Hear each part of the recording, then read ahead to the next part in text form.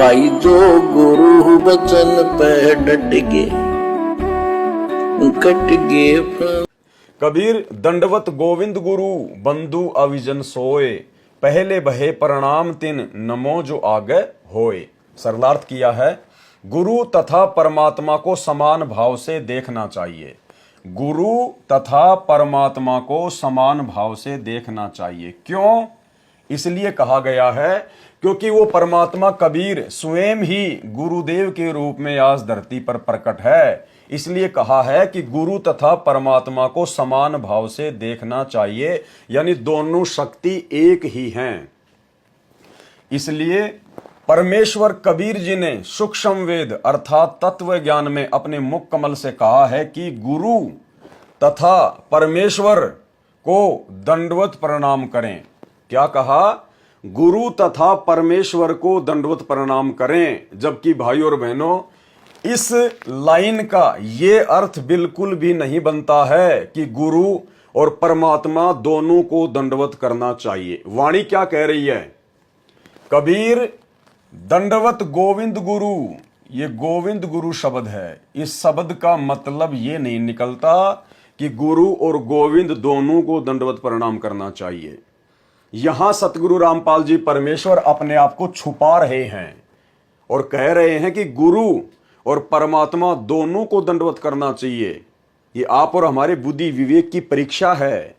परमेश्वर ने, सतगुरु रामपाल जी ने सदैव अपने आप को कबीर परमात्मा का दास कहा है, कबीर परमात्मा का भेजा हुआ प्रतिनिधि कहा है। क्योंकि अगर स्वयं अपने आप को परमात्मा कह दें तो कोई भी इनकी बातों पर यकीन नहीं करेगा, कोई भी इनके सत्संग नहीं सुनेगा, गुरुदेव को अहंकारी समझेगा, घमंडी समझेगा। इसलिए स्वयं कबीर परमात्मा होते हुए भी सतगुरु रामपाल जी परमेश्वर जी ने आप और हम आत्माओं को भक्ति मार्ग पर लगाने के लिए, सत्संग सुनाने के लिए, ज्ञान समझाने के लिए इस कबीर जी को परमात्मा बताया। इसलिए यहां गुरुदेव कह रहे हैं कि गुरु तथा परमेश्वर अर्थात गोविंद को दंडवत प्रणाम करें। जबकि वाणी का असल में क्या अर्थ है? कबीर दंडवत गोविंद गुरु, यानी अपने गुरु भगवान को ही दंडवत करना चाहिए।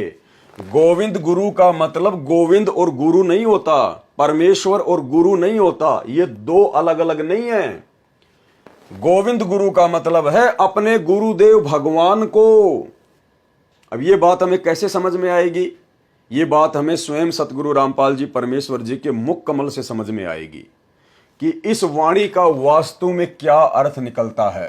परमेश्वर और गुरु दोनों को दंडवत करना चाहिए, या फिर यहां पर गोविंद गुरु का अर्थ केवल गुरु भगवान होता है, केवल गुरु ही होता है।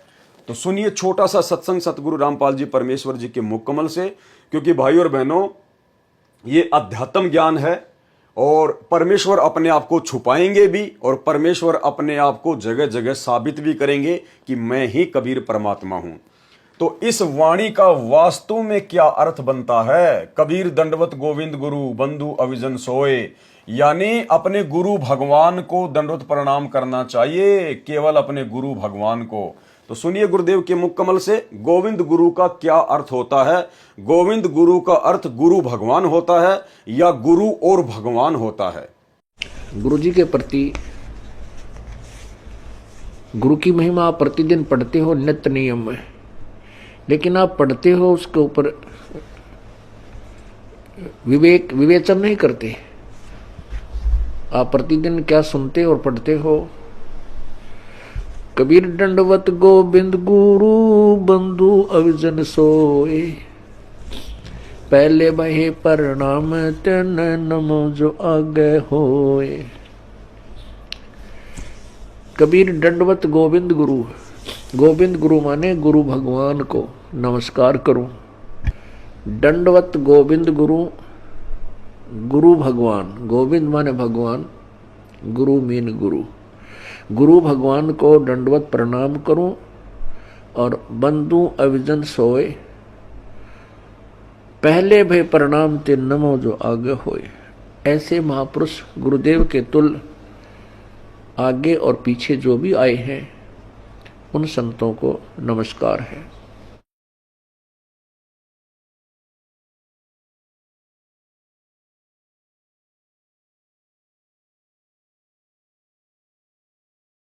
तो भाइयों और बहनों, छोटा सा वीडियो सुन के आप जी का डाउट बिल्कुल क्लियर हो गया होगा कि यहां पर केवल अकेले गुरु को ही दंडवत प्रणाम करने के लिए कहा गया है, जबकि यहां सतगुरु रामपाल जी परमेश्वर जी ने गुरु और परमेश्वर दोनों को अलग अलग कर दिया। क्यों कर दिया? अपने आप को छुपाते हुए कर दिया, लेकिन वास्तविकता परमेश्वर ने वीडियो में बता दी। और वास्तविकता वाणी भी यही बोल रही है कि कबीर दंडवत गोविंद गुरु बंधु अविजन सोए, पहले बहे प्रणाम तिन नमो जो आगे हो। यानी सबसे पहले अपने गुरु भगवान को ही दंडवत प्रणाम करना चाहिए, क्योंकि गुरुदेव भगवान स्वयं ही कबीर रूप में है। यानी वो कबीर परमात्मा सतलोक का राजा वर्तमान में स्वयं ही गुरु रूप में धरती पर प्रकट है। गुरु तथा परमात्मा को समान भाव से देखना चाहिए। इसलिए परमेश्वर कबीर जी ने सुख संवेद तत्व ज्ञान में अपने मुख कमल से कहा है कि गुरु तथा परमेश्वर को दंडवत प्रणाम करें। अन्य महापुरुषों को जो पहले हो चुके हैं तथा भविष्य में परमार्थ के लिए जन्म लेंगे, उन सबको प्रणाम शीश झुकाकर नमन करें। देखो भाई और बहनों, एक ही चौपाई में, एक ही वाणी में दो जबरदस्त गूढ़ रहस्य सतगुरु रामपाल जी परमेश्वर जी ने छुपा रखे हैं। पहला गूढ़ रहस्य तो आपको समझ में आ गया कि भक्ति मार्ग में केवल अपने गुरुदेव भगवान को ही दंडवत प्रणाम करना चाहिए। गोविंद गुरु का मतलब भगवान और गुरु दो अलग अलग नहीं है, केवल गुरु के लिए ही गोविंद शब्द यूज हुआ है। जो गुरु बचन पे डट गे, कट गे फंद 84 के, कट गे फंद 84 के, कट गे फंद 84 के।